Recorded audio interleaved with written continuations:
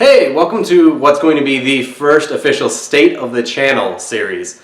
So basically, again, what this is for me to talk about the channel, say what I'm doing this week, what I'm working on, say like maybe what I want to do for the stream, anything like that, just get that out there and get feedback from you guys. So, first big thing is on Wednesday, what I've been doing is I have been trying to get this show going.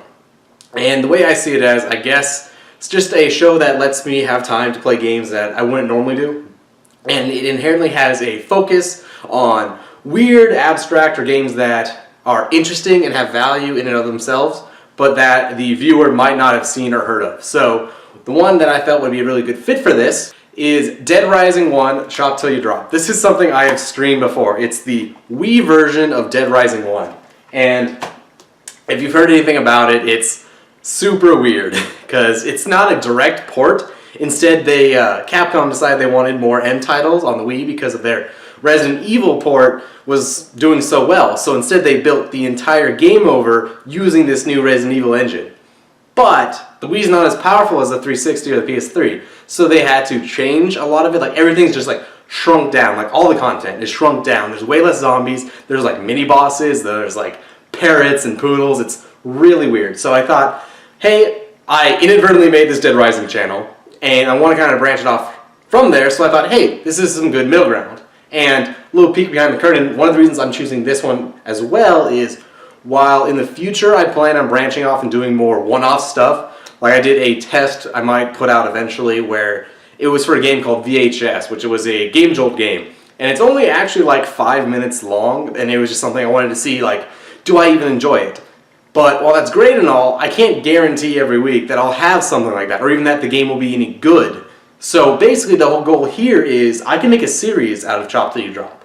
That's something I can always know I'll have content for. And then by doing that, I can essentially give myself leeway to have some time where like, oh, maybe I do a test, like I'm playing this game and I've just committed hours and hours and I just cannot get it to work. Like, maybe it works and it's an amazing game, but for whatever reason OBS is like, no, man, I'm not recording it. And then I'm just like, what? I just put all this time in and I have no video to show for it. Well, this way I'll have time while I'm making Chop Till You Drop, which is fairly straightforward because I don't need to keep changing all my different setups.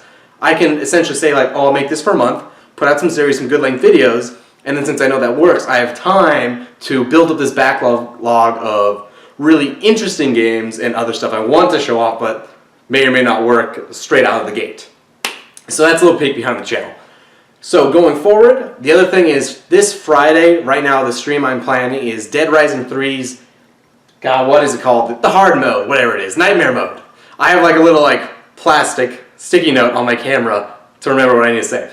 This is like the super hard mode of Dead Rising 3, kind of like the one I just streamed this weekend on Friday for Dead Rising 4, where everything does way more damage, things break a lot quicker, and just, it's supposed to be a really interesting game mode.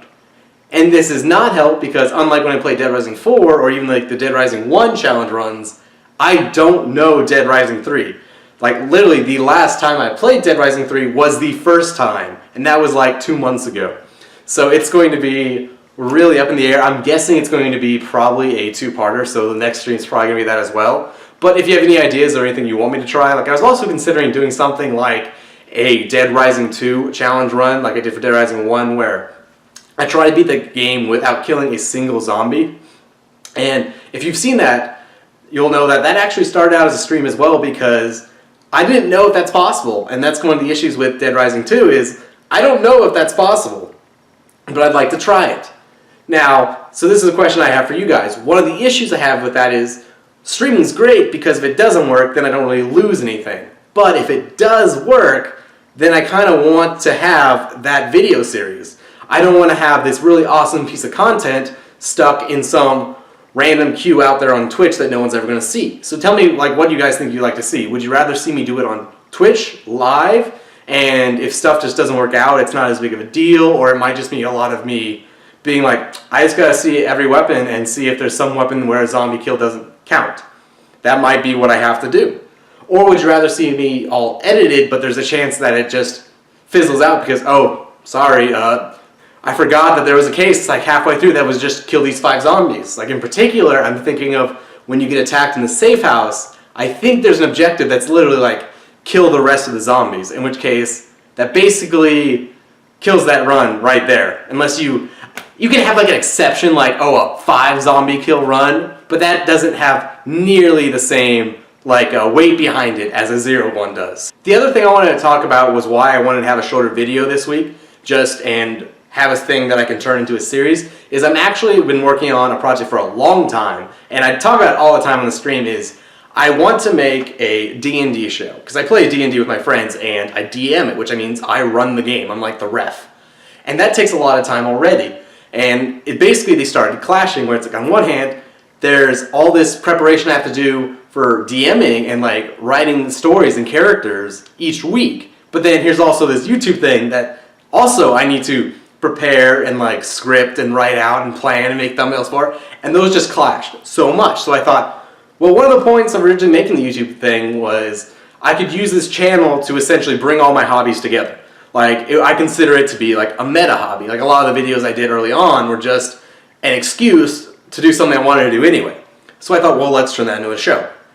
Now the problem and benefit of this is I've never really done a lot of live action before. In fact, the only reason I have this camera is because I got it for D&D. Live action is a lot harder. So like, one thing I want to put up is I can show you a cut for I think my VHS I'll put up right here, like what a cut of that looks in my video editor, which is Lightworks. And then I'm going to put up a cut of what a single rough cut, a single pass through of just D&D looks like. And it's something like, D&D episode is, I should say, a Let's Play episode is one single camera, maybe 2 if I'm feeling fancy. I want to split it in the face cam and not have it just auto merge. That's 2 video feeds, 2 audio feeds, and I pretty much just have them mixed right away because one goes over the other. D&D is 4 cameras, 4 audio feeds, and sometimes a 5th if I need to do something weird. Like say if I need to like show in an image or put in some other sounds. And they're like an hour long. And I need to have them high quality because with the Elgato, I can capture it from the source. I'm capturing the raw data. It's like, play this sound. With D&D, I have to constantly go in, cut out, or enhance different things like, oh, maybe someone like hit their mic, or, oh, I guess for some reason this mic didn't get plugged in, so I need to swap them. It's a ton of work. I think it's something like, prepping for a session was like 2 hours. We do 2 one-hour sessions, and then I think an episode, honestly, I think an episode might be 20 hours at this point, and I really need to get that time down because I can't do 20 hours every single episode. That's not feasible. And I've gotten better, and honestly, you'll know if I actually do ever get to put this out that I start essentially halfway through the campaign because there was a lot of test episodes where I learned a lot of stuff I was really fucking up on, and I finally got to the point where, hey, I can use this footage. I'm not like stuck with one camera that turned off, another camera that the memory card was bad, and then another camera whose mic doesn't work, and trying to like construct something out of that. So hopefully that should come out soon. I will be posting updates, kind of like where I am. I just actually got done like categorizing and converting all those files, which was a huge endeavor, even though it doesn't sound like it.